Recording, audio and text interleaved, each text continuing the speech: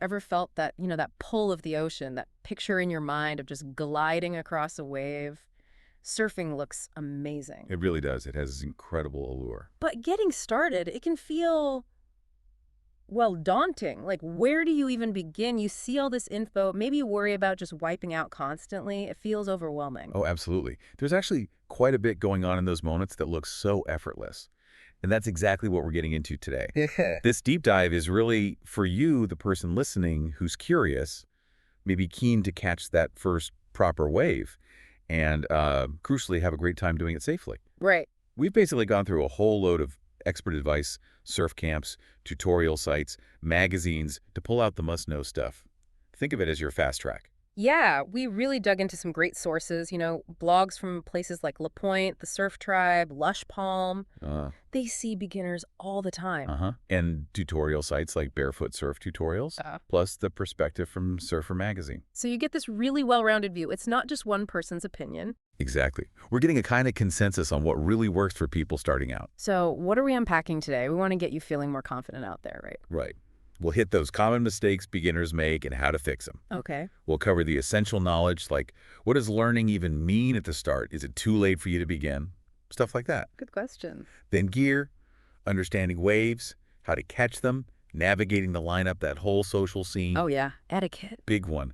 Etiquette, and of course, safety first. Basically, your shortcut to feeling less lost and catching more waves. Perfect. Okay, let's dive in. Starting with those common mistakes. Where do people trip up first? Well, it's fascinating how consistent some of these are. And often, you wouldn't even realize you're doing it. Let's start with the absolute foundation, the surfboard itself. Ah, the board. Yeah, I can see this one. You see the pros on those tiny, sharp-looking short boards, and you think, I want that one. Looks cool. Exactly. Looks overfunctioned. It's maybe the most common beginner mistake. Yep. Trying to learn on a shortboard is just really, really hard. Why is that? They look maneuverable. They are maneuverable, but that's for experienced surfers in good waves. For a beginner, they offer almost no stability. You need something that floats well and is easy to balance on. So what's the fix? Embrace the soft top, those foam boards. Or a proper longboard, or maybe a fun board shape. Bigger is definitely better at the start. Right. They give you way more balance, make paddling easier, catching waves easier. You're not fighting the board, you're learning to surf. They're usually longer, thicker, more volume, just more forgiving. That makes total sense. Yeah. Focus on the wave, not just staying afloat. Yeah. Okay, what's next? What else trips people up early on? Skipping the warm-up, it seems minor, maybe. Yeah, just jump in the water. Right, but you're about to do some sudden, explosive movements, paddling hard, popping up. Going in cold is just asking for a pulled muscle or worse. Ouch. Yeah, don't want to end the session before it starts. So what's the simple fix? Just some stretches. Pretty much. A quick jog on the sand gets the blood flowing, some dynamic stretches, arm circles, leg swings, and definitely practice your pop-up on the beach a few times. Ah, good idea. It does two things.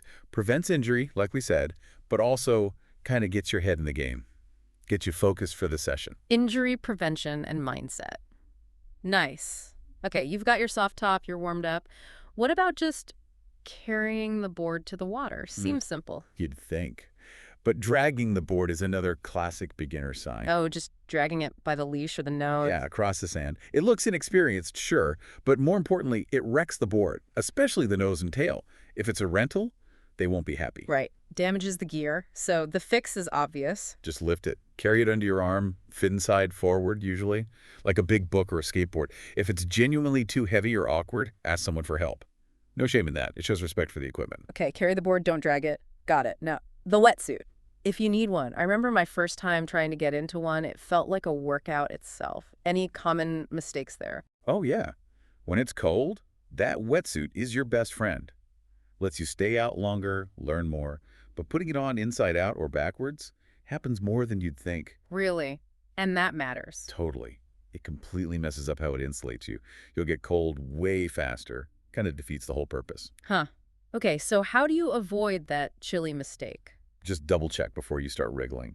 It can be confusing sometimes, but usually the zip goes in the back and the brand logo is on the front, or maybe the arm. There's only one right way for it to fit and work properly. Check that logo. Logo on the outside front. Good tip. Okay, you're suited up, board in hand, ready to hit the water. But the ocean.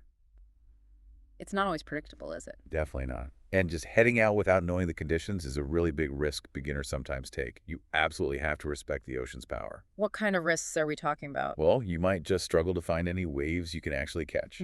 But more seriously, you could get caught in things like rip currents, or just find yourself in waves that are way too powerful for your current ability. Rip currents. We hear about those. They sound serious. How do you deal with that? How do you know what the conditions are? Learning to read the ocean is a skill in itself. This is where surf schools and instructors are gold. Right. Ask experienced surfers who know the spot. Always, always check a surf forecast before you go. And crucially, be a decent swimmer. That's non-negotiable. And the rip current thing, if you get caught. The golden rule: don't panic and paddle parallel to the shore, not straight back towards the beach against the current that'll exhaust you. Paddle sideways across the flow until you feel it release you, then head in. Parallel. Okay, burning that into my brain. Right. So, right board, warmed up, carried properly, wetsuit on right, checked conditions. Now the main event. Catching a wave. What goes wrong with the pop-up? Timing is a huge one. Knowing when to go from paddling to standing. That just takes feel. Too early, too late. Exact. Go too early, the wave hasn't really got you yet. Uh, Too late, it's already passed under you or is breaking on top of you. So what's the secret? How do you get the timing right? It's about feeling the wave's energy. Paddle strong as it comes up behind you. When you feel that definite lift, like the tail of the board is being picked up, give one or two more really good paddles to make sure you're on, then pop up. Don't rush the movement itself, but don't wait too long either. It's a feel thing you develop with practice. Lots of practice. Feel the lift, couple more paddles, then go. Got it. And during the pop-up, I've seen people grab the sides of the board. Is that helpful? Rail grabbing? Ah, yes. Uh, Very common instinct. Feels like it should make you more stable, right? Yeah. Hold on tight.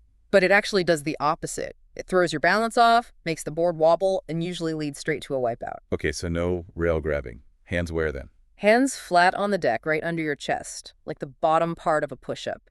Use them to push yourself up smoothly. It provides a much more stable platform to get your feet underneath you. Hands flat under chest. Makes sense.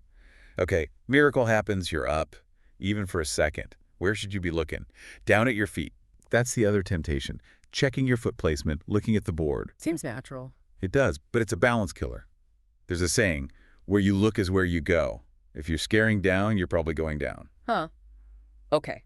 So look. Look forward, in the direction you want the board to go. Down the line of the wave. Trust your body's balance. Look where you want to end up. Look ahead. Right. Keeps you balanced and stops you, hopefully, running into things or people. Good point. What about how you stand? I've heard this term. Poo stance. Yes, the classic poo stance. Knees bent, but kind of wide apart, but sticking way out, bending mostly the waist. Why is that bad? Seems stable-ish. It feels stable for a second, maybe. Yep. But it really locks up your hips and upper body. You can't rotate, you can't steer properly. Yeah. And yeah, it looks kind of awkward. Okay, not functional, not stylish. What's the better stance? Bend your knees more, like you're sitting in a chair almost. Keep your weight centered. Mm-hmm. And try to rotate your back knee slightly inward, pointing more towards the front foot. Ah, okay. More athletic. Exactly. It gives you way better balance, much more control, and sets you up to actually learn to turn later on. Knees bent, back knees slightly in. Got it. Now, surfing isn't a solo sport most of the time, is it? You're sharing the water. Let's talk etiquette. What messes do beginners make there? Yeah, not knowing or following the rules is a big one. And it's understandable there are often unwritten rules. But ignoring them can cause real friction, even danger. Things like snaking or dropping in. Can you quickly define those? Dropping in sounds bad. It is. Dropping in is taking off on a wave when someone else is already up and riding, and they were closer to the breaking part. They had priority.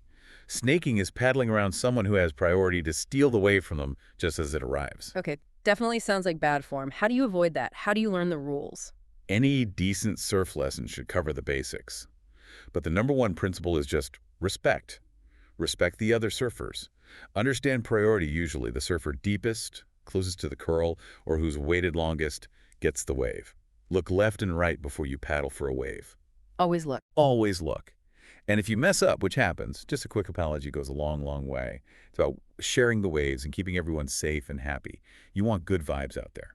Absolutely. Be part of the solution, not the problem. Okay, final mistake. This one seems more internal. Yeah, it's about attitude.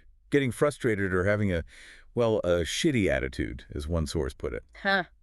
Surfing looks hard. I can see how frustration could set in. It really can. Progress isn't always linear. You'll have sessions where you feel like you're going backwards. Wipeouts are guaranteed.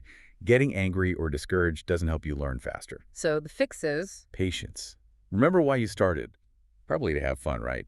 Embrace the process. Celebrate the tiny wins, standing up for even a second. Laugh off the wipeouts. Everyone, literally everyone, was a beginner once.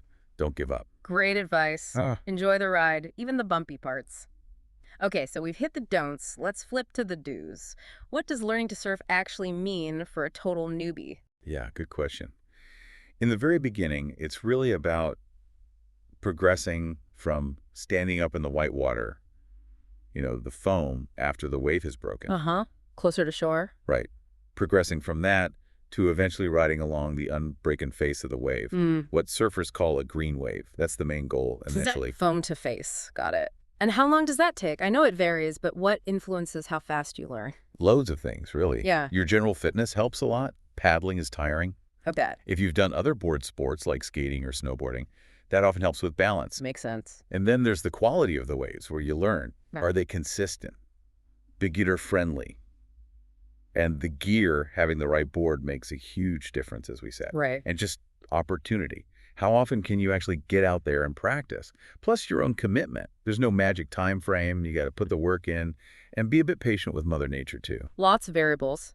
But if you had to pick the one skill that's most important right at the start, The pop-up, no question. Getting from lying down to standing up quickly and smoothly, that's the absolute foundation. Master that, and you're on your way. pop-up is priority number one. And the number one rule. Respect the lineup. Simple as that. It covers etiquette, safety.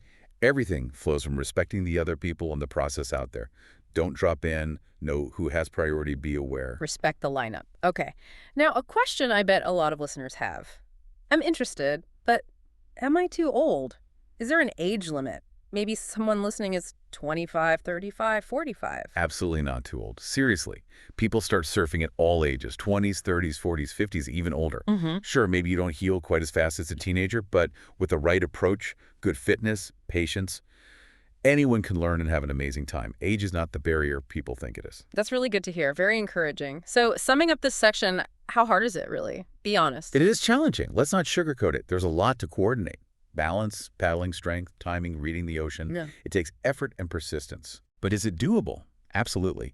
And is it rewarding when you start getting it? Immensely. That feeling of catching your first proper wave, it's pretty addictive. Worth the effort, for sure. Sounds like a challenge worth taking on. Okay, let's talk tools of the trade. Gear. What does a beginner absolutely need? Okay, number one, the surfboard. And we'll say it again. Bigger is better at the start. Soft top longboard or fun board. Stability, easy paddling. Don't make life harder by starting on shortboard. That's key. Right. Big, stable board, check. What else is non-negotiable? The leash, that cord connecting your ankle to the board, it's purely a safety thing. Prevents the board from flying away. Exactly. Stops it hitting you, stops it hitting other people, stops you having to swim back to shore every time you fall off, which will be often. For beginners, especially on bigger boards, a slightly longer, thicker leash is a good idea. More durable. Leash, safety. Got it. What about grip so you don't slip off? Surf wax. Essential. You rub it on the deck where you stand, creates that tacky grip you need. Any tricks to waxing? Well, there are different waxes for different water temperatures. Cold, cool, warm, tropical. Using the wrong temp wax won't work well. Usually you put on a harder base coat first, then the right temperature wax over that. Oh, and to keep sand out of it. Gritty wax is no fun. Right, sandy wax, bad. Okay, board, leash, wax. What about protecting yourself? From the sun, the cold. Sunscreen is vital. You get hit by the sun directly, and it reflects off the water. So you get double exposure. Use a high SPF, like 50. Waterproof, obviously. A face stick is great because it doesn't run into your eyes as easily. Good tip. And if the water's not tropical, Then a wetsuit is essential. Staying warm means you can stay out longer, practice more, and just be way more comfortable. Yeah. Invest in a good one that fits well. It makes a massive difference to your enjoyment and progress if the water's chilly. sunscreen always, wetsuit if needed. Anything else that's useful, even if not strictly essential? A rash guard that's like a tight-fitting surf shirt is good for sun protection, especially in warmer water where you might not wear a full wetsuit. Also stops chafing from the wax and board. And maybe a changing robe. like a big poncho towel thing. Yeah. Makes changing discreetly on the beach way easier and warmer. More convenience than necessity, but nice to have. Practical kit. Okay, let's get to the waves themselves. Understanding them seems key. How do they even work? Yeah, Barefoot Surf Tutorials breaks it down nicely. Think of 4 stages. Stage A, the initial bump way out on the horizon. Stage B, the wave starts to stand up, the unbroken green wave that's your target. Wave. Okay. Stage C is when it starts to actually break, the lip pitches over. And stage D is the whitewater, the foam, after it's broken. As a beginner aiming to progress, you want to catch it at stage B. Aim for stage B, the green wave. Got it. So how do you position yourself to do that? Where do you sit in the water? Generally, a bit further out than where most waves are actually braiding, maybe like 15 feet or so past the main impact zone. If you sit where they're breaking, you'll just get tumbled. Okay, sit outside the chaos. Right. Watch where the more experienced surfers are sitting. They usually know the sweet spot. Right. And keep your eyes looking out to sea, watching for those stage A bumps forming. That gives you time to get ready. Look horizon, sit slightly outside. Makes sense. You spot one coming, what next? Paddle. And paddle hard. Strong, deep strokes. You need to match the wave's speed as it approaches. How should you be lying on the board when paddling? Chest-centered, weight even. You want the nose of the board just slightly out of the water, not pointing way up, but not digging in either. That perfect trim is key for efficient paddling. Okay, paddle hard, good trim. What actually makes the board move forward on a green wave? Is it just the push from behind? Not quite like the whitewater push. On a green wave, it's more about gravity. You're essentially paddling down the slope of the wave face, like sliding down a moving hill. Ah, paddling down the hill. Cool visual. Now, what about nosediving? When the front just digs in, you go flying, how do you stop that? Yeah, that happens a lot at first. The trick is shifting your weight forward slightly as the wave lifts the tail. The head-low technique. Head low. Yeah, as you feel the lift, consciously bring your head and chest down a bit closer to the board. It counteracts the tail lifting up and keeps the nose from purling under. It's a subtle but really important adjustment. Head down as the tail lifts. Okay. And when exactly do you pop up? Generally around 2/3 of the way down the wave face. So feel the lift, give those 1 or 2 extra hard paddles to lock in, get that glide, and then pop up. Don't hesitate. Commit to the move. Commit. Easier said than done, maybe. Okay, so you're paddling out, trying to get into position. You have to navigate the lineup where everyone else is waiting. It can look pretty busy. Any tips for beginners there? First thing, just watch. Before you even paddle out, stand on the beach for a bit. Watch where the waves are breaking, where people are sitting, how they're moving. See if there are any obvious currents. Observation is key. Watch first. Good plan. Then paddling out. Look for a lull, a gap between the sets of waves. Makes paddling out way easier and safer. Don't just charge into a wall of white water. Be patient. Wait for a gap. Smart. And as you're paddling through people, Constant awareness. Head on a swivel, as they say. See who's riding, who's paddling for waves. Give way to riders. Try not to paddle right through the middle of the main takeoff zone. Be mindful. situational awareness, crucial. Once you're out there in the lineup area, where should a beginner hang out? Right in the mix. Probably not right away. Best bet is usually to sit a bit off to the side on the shoulder of the wave, not right at the main peak. Why is that? Lets you observe without being in the way. You see how others pick waves when they paddle, when they take off. Learn by watching. And you're less likely to accidentally interfere while you're still figuring things out.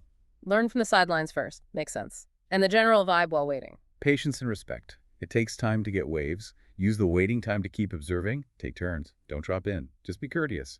It usually comes back to you. Patience, respect, observe. What about choosing your wave when you feel ready? What should a beginner look for? Look for smaller, gentler waves, ones that aren't breaking too fast or steep. Avoid the ones that look like they're just closing out all at once. Sometimes waves that swing a bit wider away from the main crowd are good starting points. Smaller, slower, cleaner. Got it. And paddling for it. Any reminders there? Paddle with purpose. Dig in. Paddle strong to match its speed. Line yourself up. Keep paddling until you really feel that lift and glide from the wave taking over. Feel the lift and Feel then the- pop up. Okay. What if you're out there and you're just not sure? Like, is this wave mine? Whose turn is it? Good question.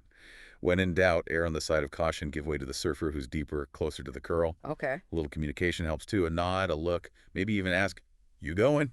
Can clear up confusion fast. Better to give up a wave than drop in. When in doubt, give way. Good rule. What about crowded spots? They look intense. They can be. Key there is stay calm, be extra patient, really respect people's space. If it feels too chaotic, maybe look for a less crowded break or try surfing at less busy times, like early morning or weekdays if you can. Patience is vital in crowds. Good strategy. So overall tips for getting better at navigating the lineup. Practice at the same spot. Helps you learn its specific waves. Keep watching experienced surfers, how they position, their timing, and just be friendly. A little politeness goes a long way. Knowing a few regulars helps too. Practice, observe, be nice, solid advice anywhere. One more thing about paddling out. How do you avoid getting in the way of people actually riding waves towards you? Try to paddle out wide. In the channels, the deeper bits where waves aren't breaking or way out on the shoulder, stay clear of the rideable part of the wave. And if you get caught in their path, Paddle behind them. Take the hit from the whitewater if you have to. Don't try to cut across their path or make them change direction. Get out of their way, even if it means getting tumbled. paddle behind, take the phone.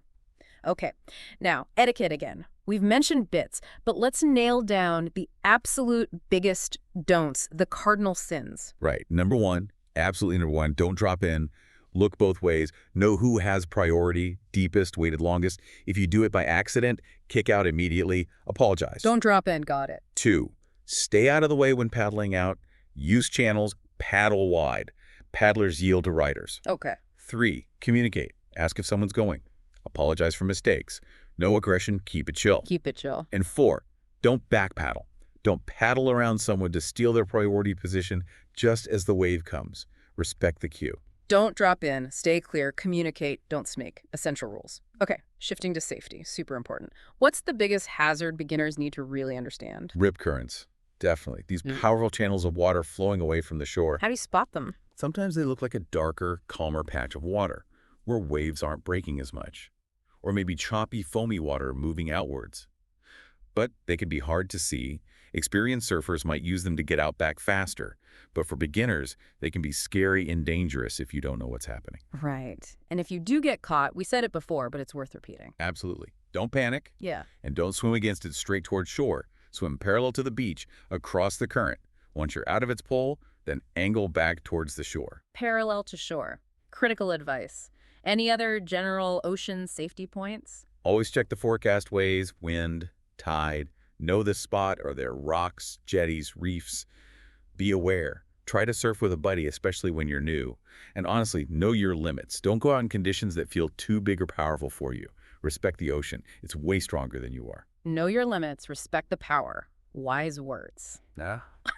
Okay, for people listening who are now super keen to learn, where are some good spots known for being beginner-friendly? Oh, there are loads of great places. LaPointe mentioned some good ones. Think places with gentler waves, maybe sandy bottoms, and often lots of surf schools. Like where? Places like Ericeira or the Alentejo coast in Portugal are fantastic. Wiligama in Sri Lanka is famous for beginners, Santa Teresa in Costa Rica. Parts of Bali like Canggu or Kuta, often warm water, mellow waves, good vibes for learning. Great options around the world. Okay, we've covered a ton. As we wrap up this deep dive, what are the absolute key takeaways for a beginner surfer? Like the top 2 or 3 things to remember. Okay, 3 things. 1, get the right board.